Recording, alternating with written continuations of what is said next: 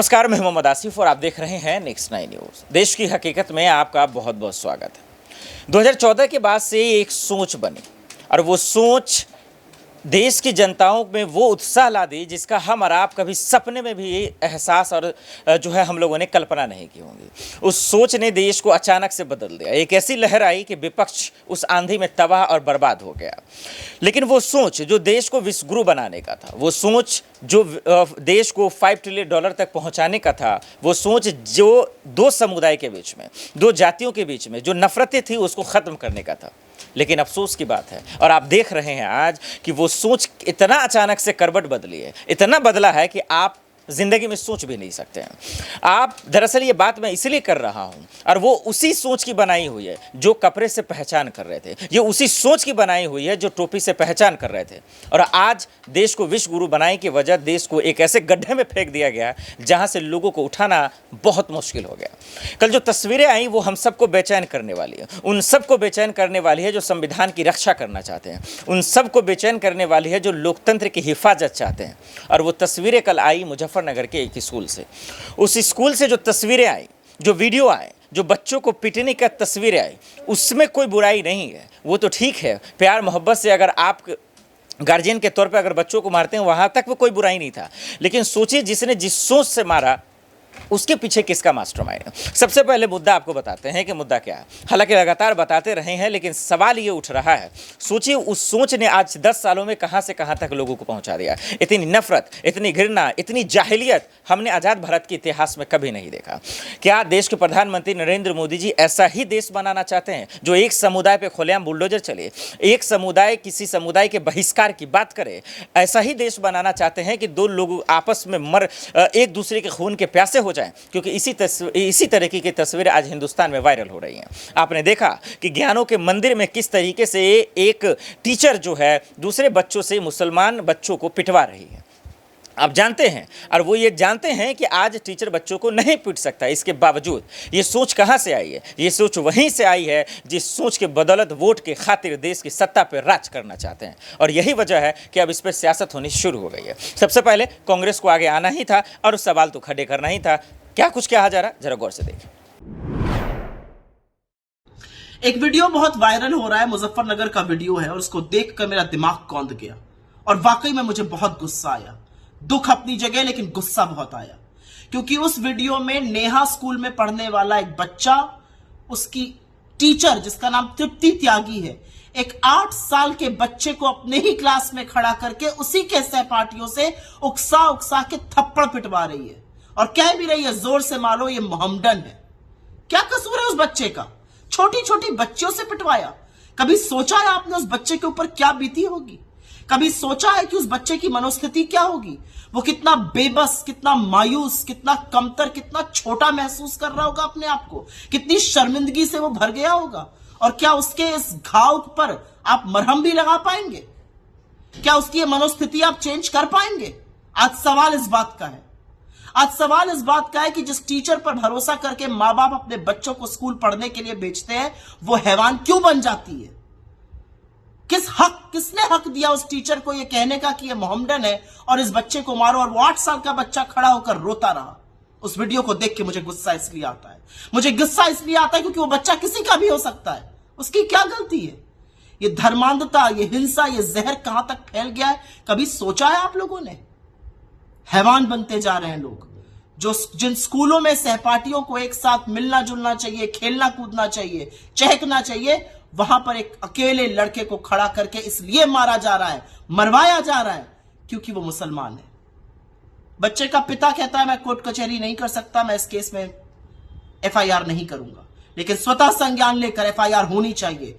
और मैं सूबे के मुख्यमंत्री योगी आदित्यनाथ जी आपसे जरूर यह कहती हूं, आप सिर्फ हिंदुओं के मुख्यमंत्री नहीं है, उत्तर प्रदेश के मुख्यमंत्री होने के नाते आप उस 8 साल के बच्चे के भी मुख्यमंत्री हैं।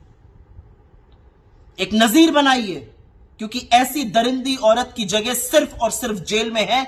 और एक सबक सीखना चाहिए लोगों को कि आप बच्चों के साथ, अबोध बच्चों के साथ यह हैवानियत नहीं कर सकते हैं।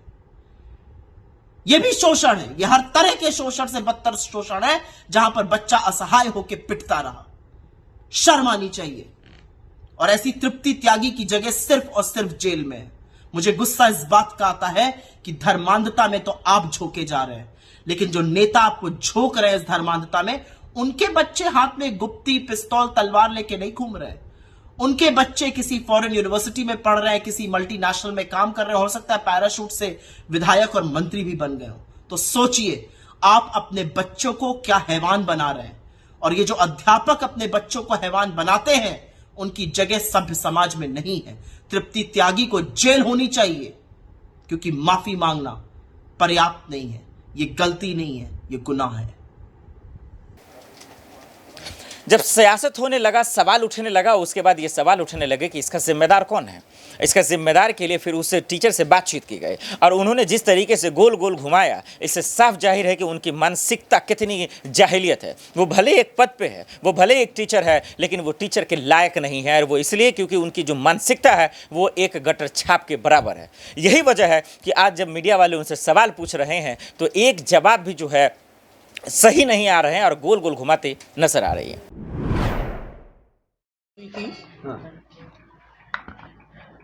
तो बच्चे को टाइट करने के लिए थोड़ा बहुत तो एक्शन लेना ही पड़ता है। और मैं तो यहाँ इस गांव में बहुत दिनों से शिक्षा दे रही हूँ, आज तक कोई ऐसा मुद्दा नहीं उठा। ये पहली बार उठा है, क्योंकि उस दिन उनके जो फादर थे, उन्होंने कहा कि इस बच्चे को पीटते हुए लाए कि इस बच्चे को टाइट कर दो, ये काम नहीं करता। तो मैंने कहा ठीक है। तो मैं जो हूँ विकलांग हूँ और मेरे से उठ के उसे बच्चे को इतना टाइट ट्वीट कर गया। मैंने कहा बच्चों से कि एक काम करो, एक आधा बच्चा इसके लगा दो जी।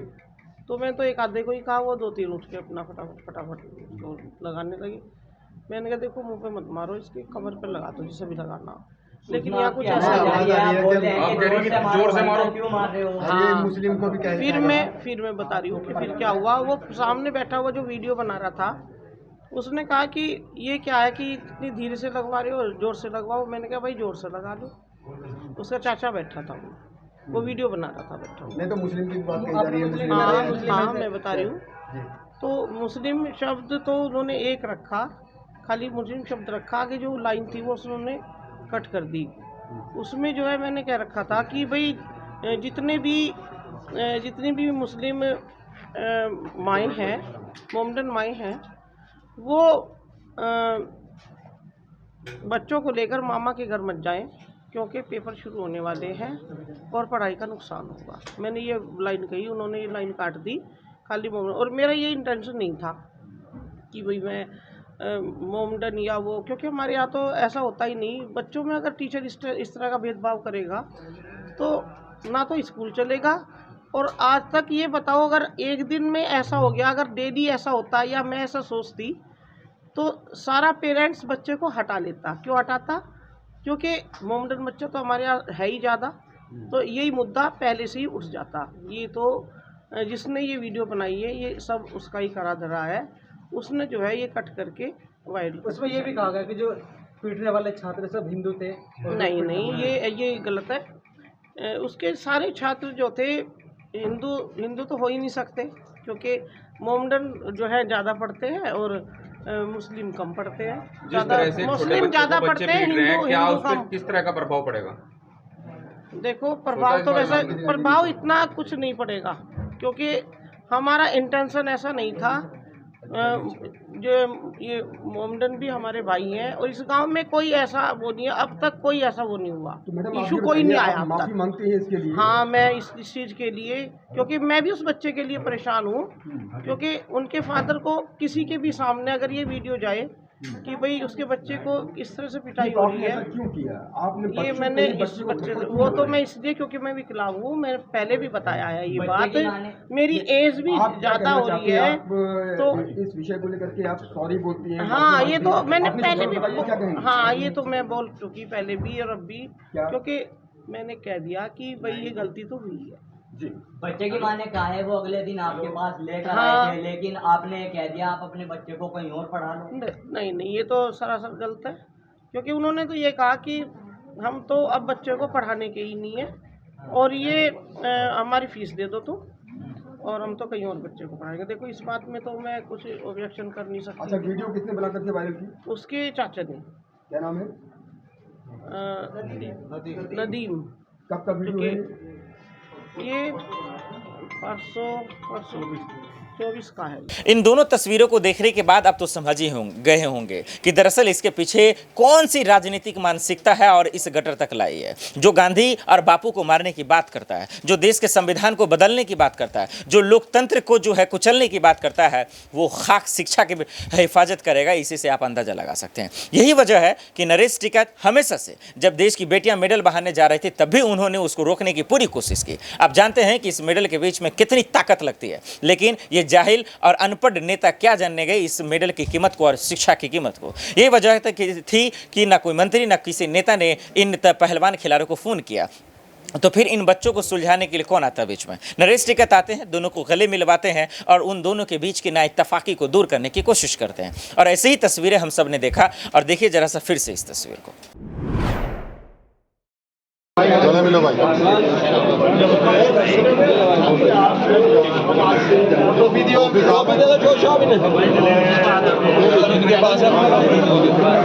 इन तीनों तस्वीरों को देखने के बाद आपको एहसास हो गया होगा कि न्यू भारत का ये एक मॉडल है और इसके पीछे जो हमारा समाज है वो भी जिम्मेदार है।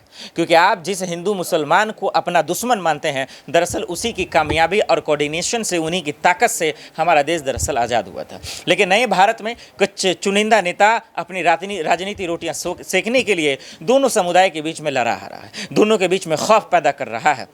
धर्म के नाम पर तो कभी किसी चीज़ के नाम पर। हम सबको जागरूक होने की ज़रूरत है। और जिस सोच ने देश को आगे बढ़ाने का सपना देखा जा रहा है, सबसे डेंजर वही है। उसी सोच से उसी को हम सबको पहले हराने की ज़रूरत है, तभी जाकर हम मजबूत हो पाएंगे। क्योंकि आज़ाद भारत में ज्ञान के मंदिर में इस तरीके की तस्वीरें हम सब ने देखा नहीं है और उम्मीद है कि इसको आगे नहीं बढ़ाएंगे और नहीं देखने की कोशिश करेंगे। इस मसले पर दर्शकों आपकी क्या राय है, हमें कॉमेंट कर जरूर बताइएगा। देश दुनिया की बड़ी खबरों के लिए देखते रहे देश की हकीकत। नमस्कार।